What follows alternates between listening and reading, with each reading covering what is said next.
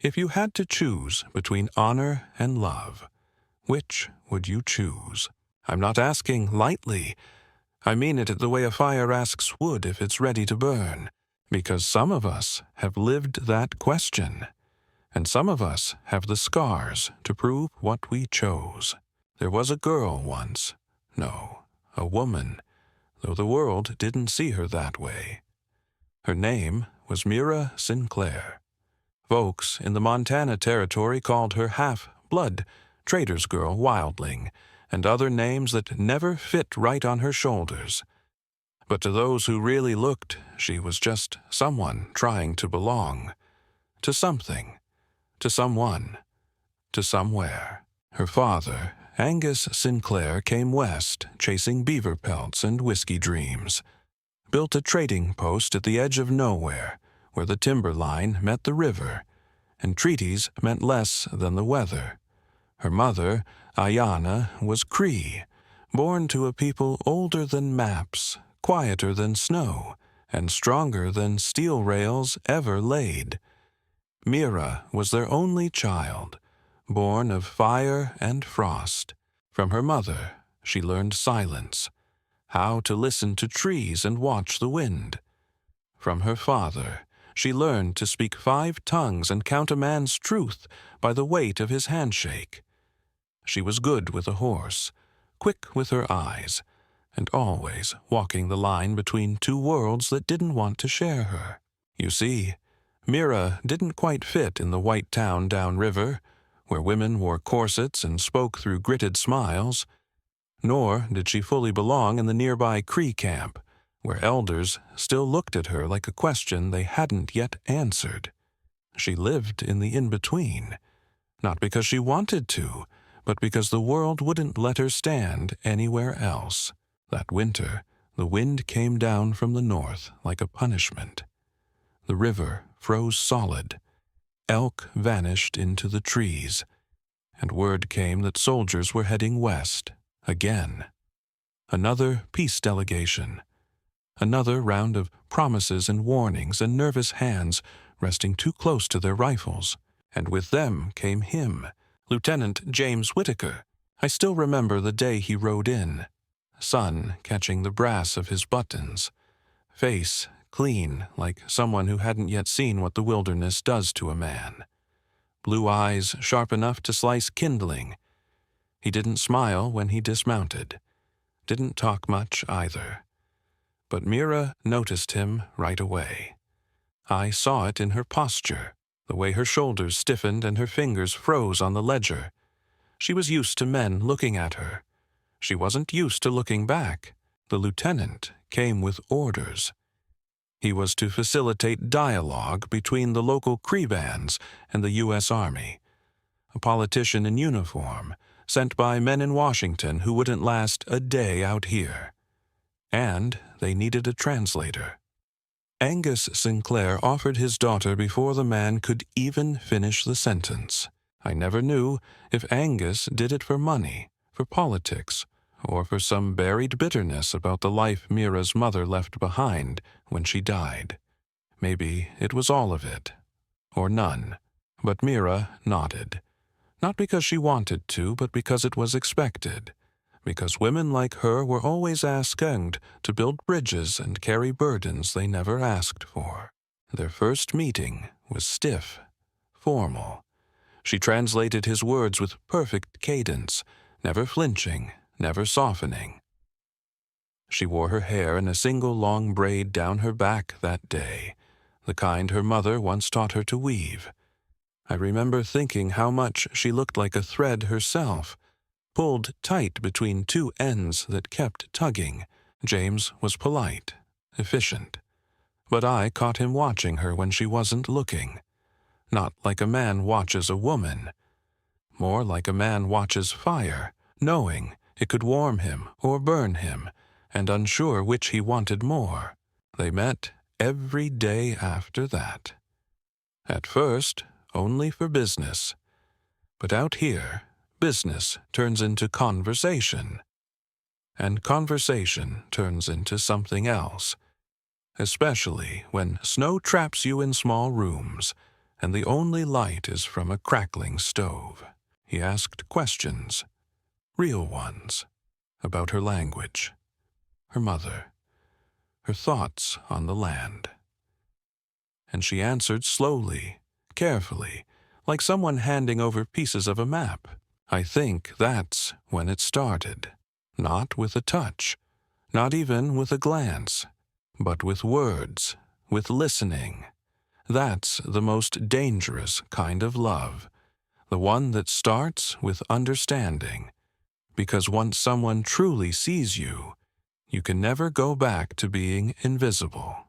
But the town did not like what it saw. A soldier talking to a Cree woman? No, worse. A half-breed girl, the product of savages, sitting beside a U.S. officer like she belonged there. The gossip came down like sleet, cold, sharp, meant to bruise. Mira bore it like she bore everything else, silent, straight-backed.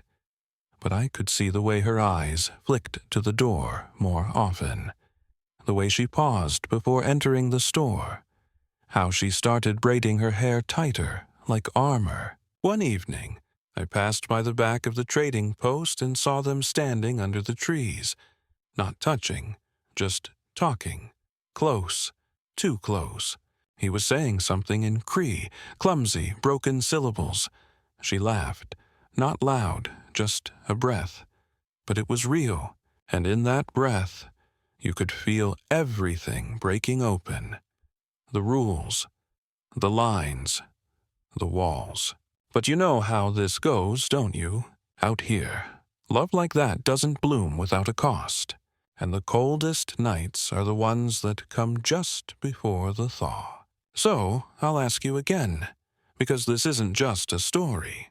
If you had to choose between honor and love, between family and your heart, if you had to risk everything you've ever known for a moment of love that might not last, would you do it?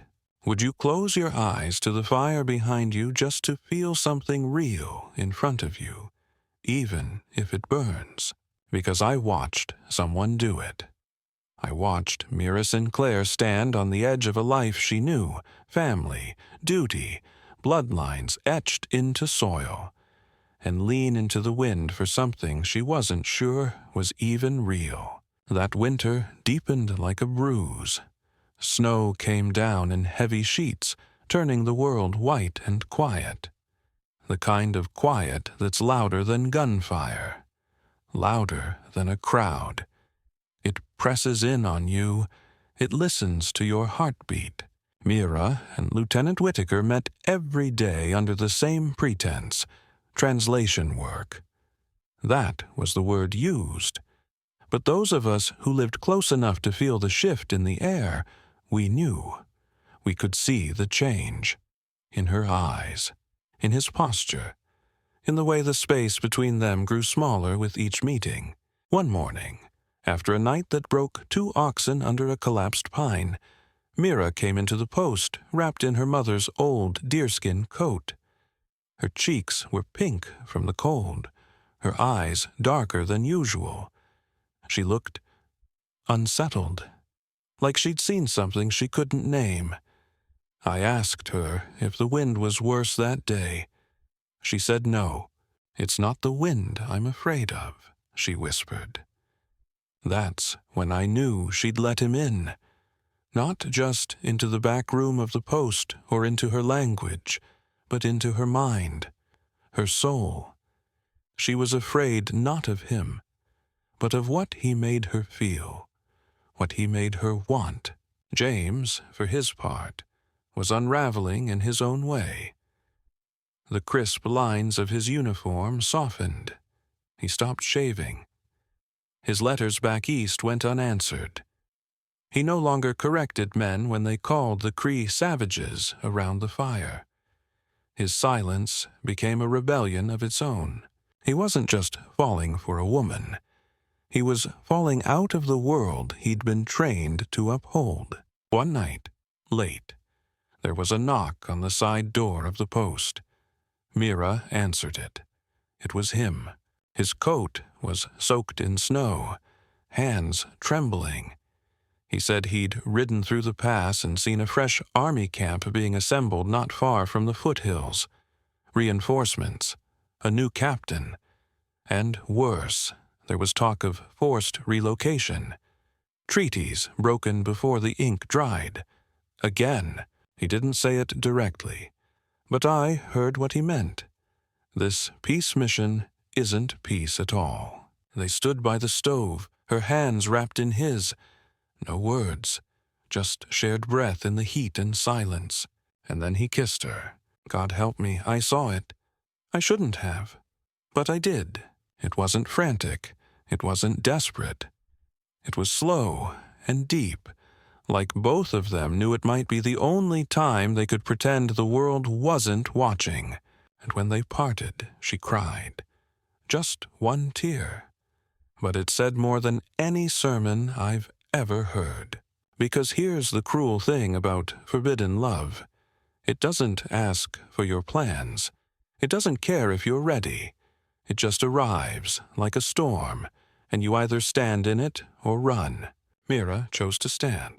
The next day, she met with the Cree elders, translated every word the lieutenant spoke, but this time her voice trembled. Not from fear, from conviction. She wasn't just his mouth anymore, she was his conscience. She tried to soften the blow, to bring reason to the table, to find a thread of peace that might hold. But the elders were tired. Tired of promises. Tired of boots that came with fire and rules. One of them, a man named Otako, looked straight at her and said, "You carry their words like water. But does your heart belong to their fire?" She didn't answer, but she didn't have to. The meeting ended in silence. That evening, Mira sat alone outside, snow collecting in her hair, looking out over the frozen river. I sat beside her, wrapped in my own guilt for not saying more, for not warning her, for not reminding her what this world does to women like her who dare to love against the grain. I asked her if it was worth it. She didn't speak for a long time. Then she said, "My whole life I've belonged nowhere, but when he looks at me, I feel like I'm not torn between two worlds. I am both." That's the thing about love in the West. It doesn't wear lace and poetry. It comes in through broken doors and frost-bitten fingers. It shows up when it's least convenient and most dangerous. And if you let it in, it will ask for everything. That night, someone carved a word into the side of the trading post. Deep, ugly, traitor, not to the army, not to the Cree, but to the space in between. Mira didn't cry. She didn't scrape it off either. She left it there like a wound that hadn't healed yet. Maybe she knew more was coming, because storms don't just pass through the West. Sometimes they settle in your chest. So I'll ask again, quietly, now, like a whisper beside a fire. If love demanded you betray your family, your name, your people, would you answer it? Or would you turn away? Because Mira Sinclair, she was done turning. If you had to lie to the people who raised you, just to protect the one who holds your heart, could you live with yourself? Would you still call it love if it cost you the truth? I wonder that sometimes, especially on nights when the wind slides through the trees like a ghost with unfinished business. Nights when I remember how Mira Sinclair used to disappear into the forest, not to hide, but to breathe, to feel like the land itself understood her in ways no town ever did. It was early spring, though the snow still clung to the shade like regret. The trees dripped with meltwater. Ice cracking in the distance, the kind of sound that tells you change is coming, whether you're ready or not. That was when the whispers started, not from the pines, from the town. Men in the saloon, leaning too close to one another, women at the church gathering, eyes darting toward Mira like knives behind lace veils. People who had once bought pelts from her father now crossed the road to avoid them. They didn't have proof, not yet, but they had eyes. And worse, imagination. They whispered about how the soldier always seemed to find reason to speak with her, how her cheeks flushed pink when she left the trading post, how she no longer laughed at the blacksmith's jokes or joined the gatherings at the schoolhouse. They whispered, because that's what people do when they're too afraid to love and too bitter to admit it. But the forest held no such bitterness. That's where they met. Always beneath the same pine, bent and leaning like it carried a secret too heavy for its own bark.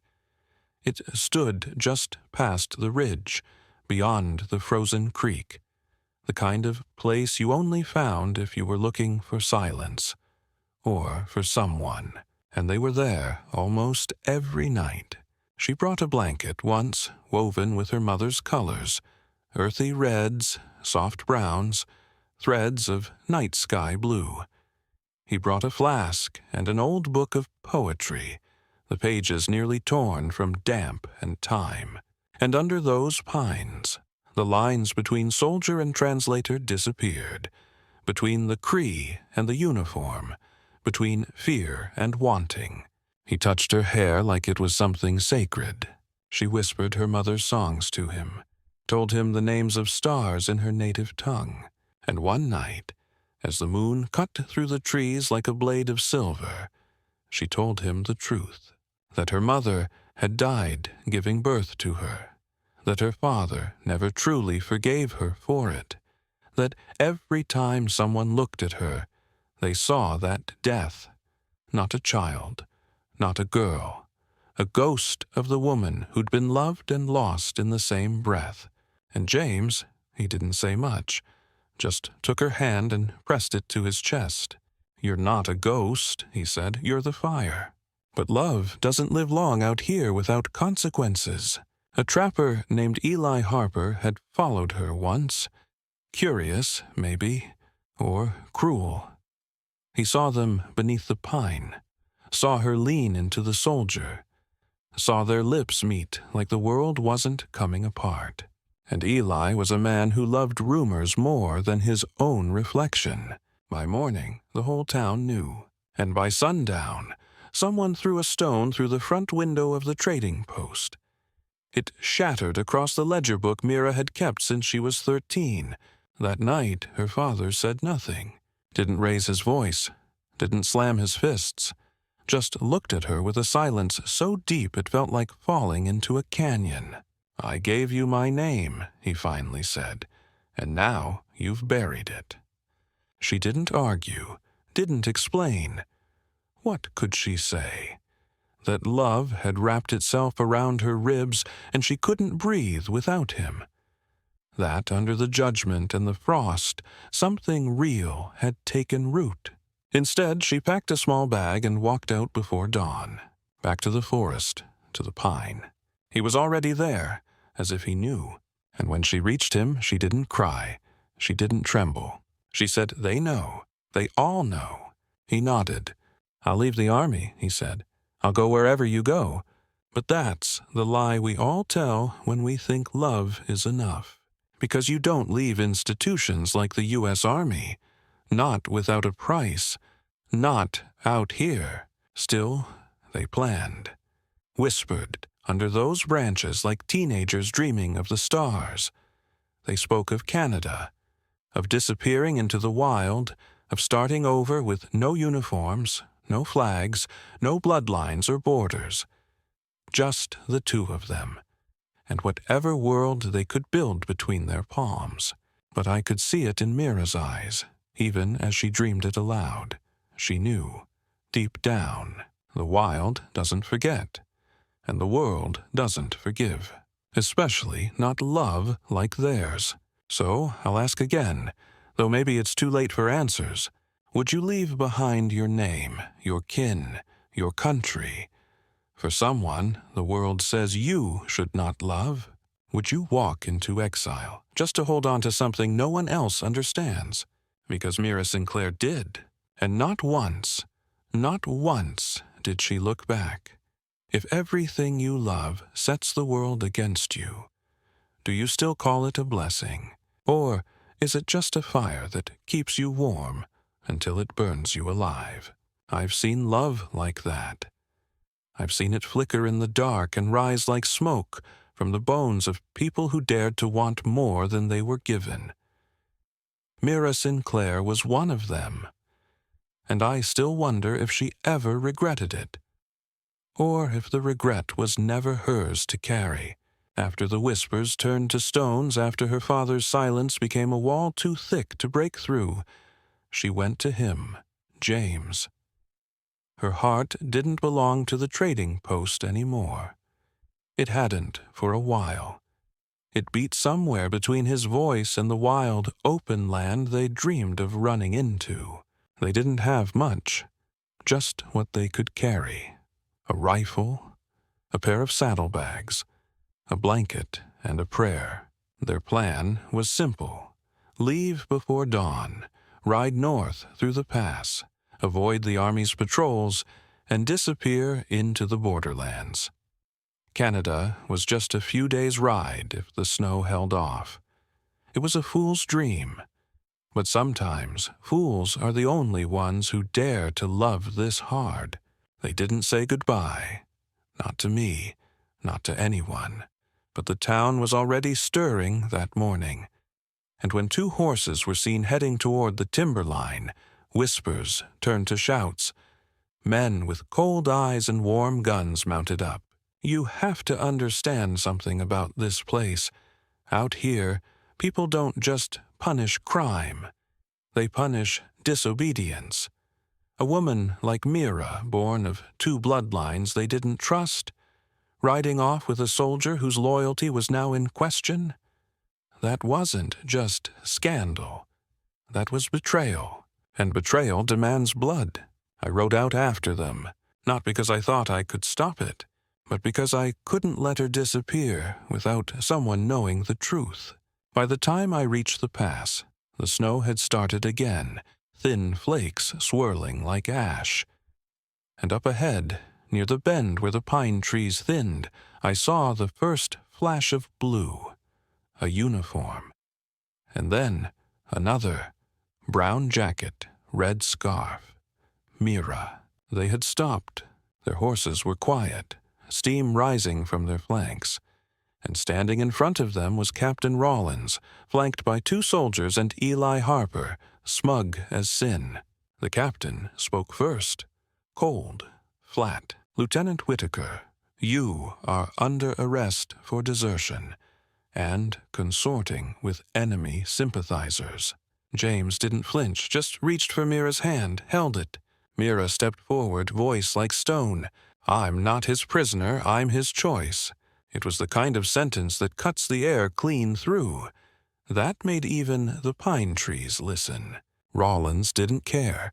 He ordered the soldiers to take them both back, called Mira a disruptive element, said she was to be questioned. And then Eli stepped forward, too eager, gun drawn, said something about putting the half-breed in her place. That's when James moved, quick as lightning, gun drawn, one shot. Eli dropped. Silence. Even the wind stopped for a moment. But gunfire echoes fast in these canyons, and before James could speak, Rawlins shouted. The soldiers fired.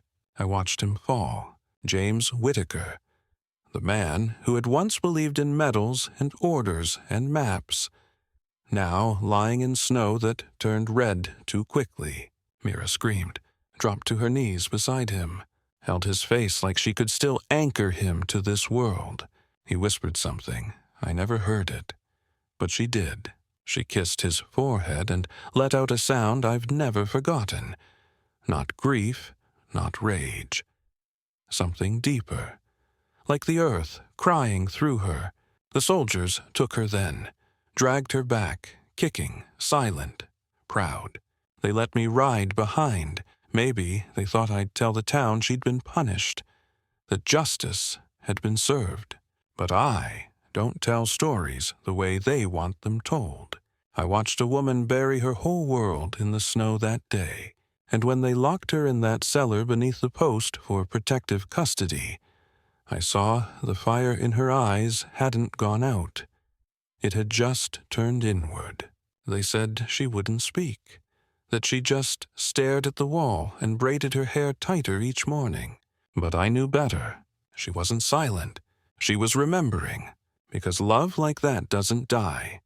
It just waits, and sometimes it burns. So I'll ask you, the way I've asked myself 100 times since, if loving someone meant losing everything else, your name, your home, your future, would you still do it?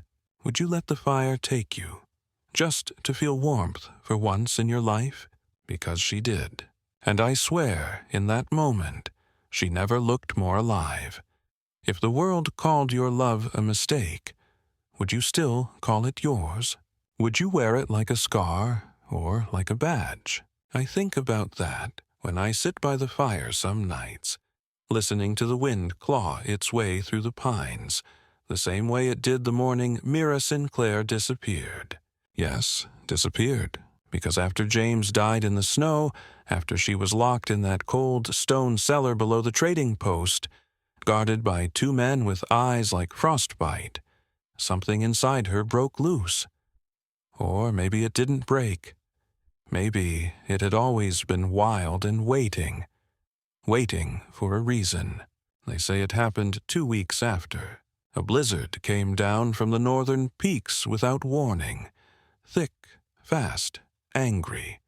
Covered tracks, silenced dogs, swallowed doors whole. The kind of storm that eats the West alive. The next morning, the guards were gone. One was found unconscious in the snow, the other with a bruise blooming across his temple, and no memory of the night before. The lock on the cellar door had been broken from the inside. No signs of a horse taken, no trail. Mira Sinclair was gone, and no one ever saw her again, at least not in town. Some said she drowned in the river. Others whispered that the Cree took her back in, that she'd chosen her mother's people at last. Some believed she simply walked into the trees and let the wild claim her. After all, it knew her better than anyone. But I'll tell you what I believe. I believe she finished what they started, that somewhere across that distant border, just beyond the reach of flags and fences, Mira Sinclair built a small life from the pieces the world tried to take from her. And maybe she still braids her hair tight each morning, just like her mother taught her. Maybe she lights a fire each night and remembers a man who spoke her name like it was something sacred. Maybe she hums his words in broken Cree, and their story lives on in the language of stars and snow. I think she found freedom, not the kind written on paper or handed down by men with titles, but the kind you claim when the world refuses to give you any, because love like hers doesn't vanish. It carves its name into the land, into trees, into the silence. And long after the soldiers ride on, after the traders move their posts and the towns forget, that kind of love stays. It becomes legend, the kind told in hushed voices, around fires, by people like me who saw it up close and still carry the heat of it. So now I'll ask you, one last time, if love costs everything, your bloodline, your homeland, your place in the world, but gives you yourself in return, is that a price worth paying? Would you cross that border, even alone? Because she did, and I think that's the bravest thing I've ever known.